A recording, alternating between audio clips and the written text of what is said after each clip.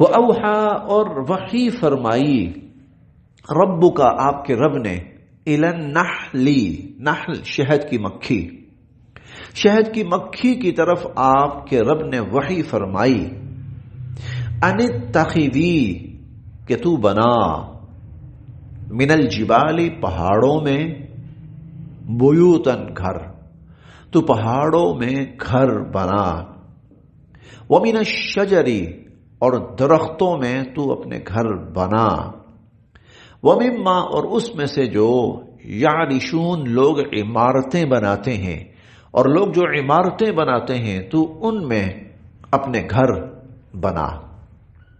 سورت کا نام النحل وہ اسی آیت کی بنا پر ہے۔ یہ جو دو آیات آ رہی ہیں جن میں اللہ تعالیٰ نے شہد کی مکھی کا ذکر فرمایا، سورت کا نام اس پر رکھا گیا ہے۔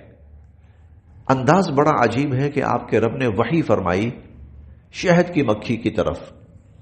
اب وحی جو ہے ایک تو وہ ہے جو انبیاء علیہم السلام پر آتی ہے انسانوں کی ہدایت کے لیے، لیکن جب وحی کا استعمال انبیاء علیہم السلام کے علاوہ ایسی چیزوں کی طرف ہو تو اس سے مراد اللہ کی طرف سے ان کے اندر ایک جو شعور رکھا گیا ہے، فہم و فراست رکھی گئی ہے، سمجھ بوجھ رکھی گئی ہے، وہ ہے۔ شہد کی مکھی اس لحاظ سے بہت نمایاں اور ممتاز ہے، اس لیے نمایاں اور ممتاز ہے کہ اللہ رب العزت نے شہد کی مکھی کا جو نظام ہے وہ بالکل انسانوں سے ملتا جلتا بنایا ہے۔ شہد کی مکھی کا نظام اللہ تعالیٰ نے انسانوں سے ملتا جلتا بنایا، اور وہ اس طرح کہ شہد کی جو مکھیاں ہیں ان میں باقاعدہ ایک سیاسی نظام ہوتا ہے۔ اصل میں ہمارے یہاں ذرا سیاست تھوڑی سی بدنام ہے تو اس لیے ہم سوچتے ہیں کہ یہ تو بڑا غلط کام ہوگا، لیکن بیسیکلی جو سیاسی نظام ہے نا وہ بہت ہی مفید ہے۔ سیاسی نظام کا مطلب کیا ہوتا ہے کہ ایک بھرپور ڈسپلن نظام ان کے ہاں سسٹم ہے۔ ان کی ایک ملکہ ہوتی ہے، بڑی ملکہ، وہ ساری شہد کی مکھیاں وہ اسی کے انڈر ہوتی ہیں، وہ ڈیوٹیز لگاتی ہے، کام متعین کرتی ہے، اور سب کے سب اپنی ملکہ کی بات مانتے ہیں۔ یہ ایک انسانی ڈسپلن ہے کہ ایک بادشاہ ہوتا ہے، حاکم ہوتا ہے، اور لوگ اس حاکم کے ماتحت زندگی گزارتے ہیں۔ ایک چیز تو یہ ہے۔ دوسرا یہ ہے کہ ان کے اندر مختلف مکھیوں کو مختلف ڈیوٹیاں ان کے سپرد کی گئی ہوتی ہیں۔ جیسے ان کا سب سے بڑا کام ہے شہد تیار کرنا، سب سے بڑا کام ان کا شہد تیار کرنا، لیکن شہد تیار کرنے کے بہت سے مراحل ہیں۔ ان میں سے ایک تو یہ ہے کہ یہ اپنا چھتا بناتی ہیں، اور جو چھتا بناتی ہیں تو اس کے بارے میں جن لوگوں نے تحقیق کی ہے، اور خاص طور پر اللہ تعالیٰ نے یہاں ذکر کیا، اور وہ یہ کہ ایسے لگتا ہے کہ جیسے بہت بڑے ایک وہ اس کو باقاعدہ نقشہ بنا کر اور اس نقشے کو بہت ہی گہرائی میں لے جا کر اور ڈیزائن کیا گیا ہے، پھر اسی نقشے کے مطابق یہ سارا چھتا بنایا گیا ہے۔ ہمیں تو دیکھنے میں لگتا ہے کہ یہ وہ ایک مٹی کی ڈھیری سی ہے، ہمیں تو یوں لگتا ہے، حقیقت یہ ہے کہ اس میں 20 سے 30 ہزار خانے ہوتے ہیں، 20 سے 30 ہزار خانے ہوتے ہیں، اور چھتا کبھی بھی زمین پر نہیں لگائے گی، ہے نیچی جگہ پہ نہیں لگائے گی، چھتا بلندی پر لگائے گی تاکہ عمومی طور پر وہ انسانی دست برد سے محفوظ بھی رہے، اور وہاں وینٹیلیشن بھی اس طرح کی رہے کہ وہ چھتا یا اس کے اندر شہد وغیرہ وہ خراب نہ ہو۔ پھر مخصوص مکھیاں ہوتی ہیں جو جا کر چوستی ہیں، پھل چوستی ہیں، اور جب وہ پھل لے کر آتی ہیں تو وہ چیکنگ ہوتی ہے، پہلے اس کی پہلے چیکنگ ہوتی ہے۔ اگر کوئی مکھی کسی گلے سڑے پھل کا رس لے آئے تو اس کو فوراً ملکہ کے سامنے پیش کیا جاتا ہے اور اس کو سزائے موت دے دی جاتی ہے۔ یہ جن لوگوں نے اس پر تحقیقات کی ہیں تو انہوں نے بڑی عجیب و غریب باتیں ان کے حوالے سے لکھی ہیں۔ اور پھر یہ بھی ہے کہ جو مکھی ایک جگہ سے رس لے لیتی ہے تو وہاں وہ اس قسم کی علامات اور نشانیاں چھوڑ دیتی ہے کہ جو باقی مکھیاں ہیں وہ آ کے فوراً دیکھ لیتی ہیں کہ بھائی یہاں سے شہد لے لیا گیا ہے، رس لے لیا گیا ہے، اب وہ وہاں پر اپنا ٹائم ویسٹ نہیں کرتی۔ پھر ایک اور چیز کہ یہ جتنا مرضی دور چلی جائے یہ راستہ نہیں بھولتی، یہ راستہ. تو اللہ تعالیٰ نے ایسا ایک عجیب و غریب ان کے اندر نظام رکھا ہوا ہے. پھر ان میں سے کچھ مکھیاں وہ ہیں جو ملکہ کی حفاظت کرنے والی ہیں، کچھ مکھیاں وہ ہیں جو چھتا بنانے والی ہیں، کچھ مکھیاں وہ ہیں جو ان کے چھوٹے بچے ہوتے ہیں ان کی حفاظت کرنے والی، کچھ مکھیاں وہ ہوتی ہیں جو اس چھتے کی حفاظت کرنے والی. تو ایک بہت ہی مربوط نظام.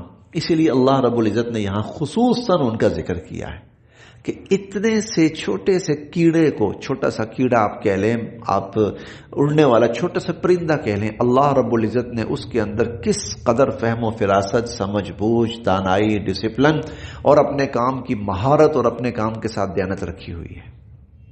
وَأَوْحَى رَبُّكَ إِلَى النَّحْلِ، اور وحی کی آپ کے رب نے شہد کی مکھی کی طرف، یعنی اس کی فطرت میں اللہ نے یہ چیز رکھ دی، ان اتخذی من الجبال بیوتا، کہ پہاڑوں میں اپنے گھر بناؤ، ومن الشجر، اور درختوں میں، ومما یعرشون، اور جو بڑی بڑی عمارتیں ہیں ان میں اپنے گھر بناؤ.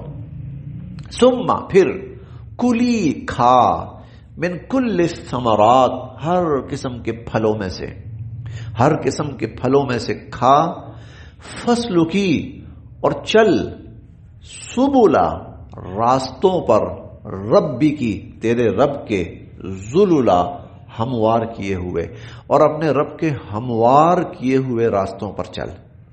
اپنے رب کے ہموار کیے ہوئے راستے، یعنی اللہ نے ان کے لیے راستے آسان کر دیے. یہ بھولتی نہیں ہے کہ پتہ نہیں اس روڈ پہ جانا ہے یا اس روڈ پہ جانا ہے، حالانکہ وہاں کوئی سائن بورڈ بھی نہیں ہوتا، لیکن اللہ رب العزت نے ان کے اندر ایسا عجیب نظام رکھا ہے کہ جو چھتا ہے یہ ڈائریکٹ وہاں تک پہنچتی ہے. یخرجو، نکلتا ہے، من بطونہا، ان کے پیٹوں میں سے، یخرجو من بطونہا، نکلتا ہے ان کے پیٹوں میں سے، شرابن، پینے کی چیز نکلتی ہے، پینے کی چیز، شراب پینے کی چیز. عربی میں جب شراب کا لفظ آئے تو اس سے وہ مراد نہیں ہے جو ہماری اردو میں شراب کہلاتی ہے. عربی میں شراب کا معنی پینے کی چیز ہے. عربی میں شراب کا معنی پینے کی چیز ہے. اللہ نے شراب آسمان سے اتاری، اس کا مطلب کیا؟ اس کا مطلب یہ کہ اللہ نے پانی آسمان سے اتارا. تو یخرج من بطونہا شراب، تو ان کے پیٹوں سے پینے کی چیز نکلتی ہے، مختلف الوانہ، مختلف رنگوں والی، فیہ، اس میں، شفا ہے، للناس، لوگوں کے لیے، اور اس میں لوگوں کے لیے شفا ہے. اب یہ قرآن کریم کے الفاظ ہیں، کسی بھی قسم کے شک و شبہ سے بالا تر. تو اگر واقعی وہ شہد ہونا جس کا اللہ رب العزت نے یہاں پہ تذکرہ کیا ہے، جو شہد کی مکھی فطری طور پر بناتی ہے، اگر وہی شہد ہو تو وہ باعث شفا ہے ہر بیماری کے لیے. اس کا اندازہ اس بات سے لگائیں کہ ایک صحابی، ان کا پیٹ خراب تھا، ان کے غالباً بھائی آئے، اللہ کے نبی، بھائی کا پیٹ بہت خراب ہے، آپ نے فرمایا شہد کھلاؤ. شہد کھلایا. کچھ ٹائم کے بعد، شاید 2 3 4 6 گھنٹوں کے بعد، بھائی آیا کہ اللہ کے نبی فائدہ نہیں ہوا. آپ نے فرمایا پھر کھلاؤ. اور وہاں حدیث کے الفاظ ہیں کہ تیرے رب نے سچ کہا ہے، تیرا بھائی کا پیٹ جھوٹ بول رہا ہے، یعنی اس کو فائدہ نہیں ہو رہا، یہ نہیں ہو سکتا. پھر کھلایا اللہ کے نبی نے، فرمایا پھر کھلاؤ. تیسرے وقت جب کھلایا تو اس کے بعد بھائی نے آگے بتایا کہ اللہ کے نبی 3 ڈوز پوری ہوئی ہیں، تو بھائی کو افاقہ ہو گیا، اس کا پیٹ ٹھیک ہو گیا بالکل. تو حضور نے فرمایا اللہ نے شفا کہا ہے تو اس میں شفا ہے. فیہ شفاء للناس، اس میں شفا ہے لوگوں کے لیے. ان، بے شک، فی ذالک، اس میں، یہ نشانی ہے، لقوم، ان لوگوں کے لیے، یتفکرون، جو غور و فکر کریں. اس میں نشانی ہے ان لوگوں کے لیے جو غور و فکر کریں.